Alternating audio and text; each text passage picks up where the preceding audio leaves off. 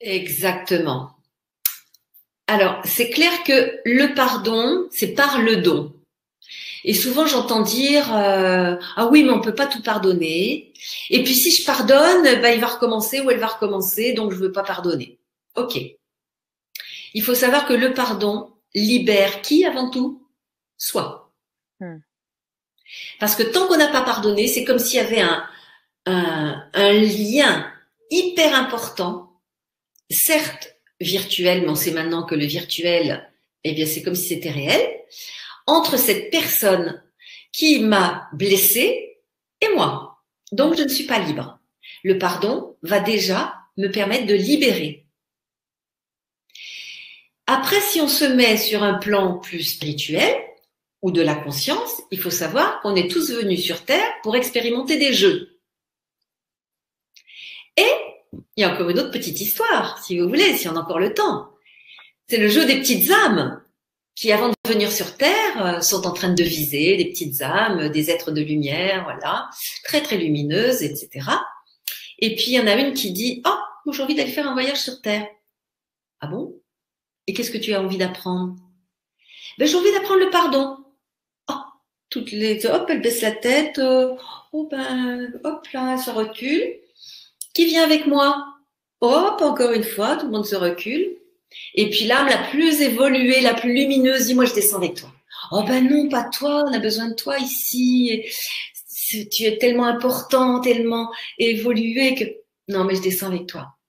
Et pourquoi? Je t'aime tant. Entendez bien. Je t'aime tant que j'ai envie que tu apprennes le pardon.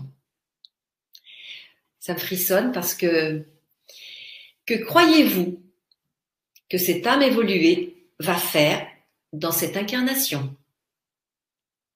Pour que la personne apprenne le pardon, elle va jouer le rôle du bourreau, du parent qui empêche de tourner en rond, du violeur, du patron qui limite ce que l'on a envie de faire, etc., etc., de la copine qui trahit, de waouh!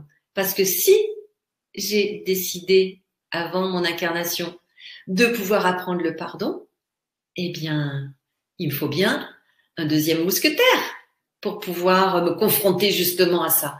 Et c'est ce que nous sommes en train de vivre au niveau individuel, mais aussi au niveau collectif.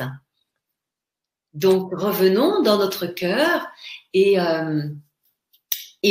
élargissons. C'est-à-dire, au lieu de regarder par le petit trou de la serrure, de la porte, où on va ne voir que notre petite blessure, ouvrons la porte et voyons que c'est beaucoup plus large. Plus large par rapport à ce que je viens de dire, plus large aussi par rapport au fait que la personne qui vous a blessé, mais quelle est son histoire? Les Amérindiens disent, avant de juger quelqu'un, marche 15 jours dans ses mocassins. Et peut-être qu'après, tu jugeras moins. Si tu es dans le cœur, hein, évidemment. Si on n'est pas dans le cœur, on va continuer à juger de toute façon parce que c'est pas possible. Il n'allait pas dire du mal, tatati, tatati, tatata. Hein, on peut faire ça aussi.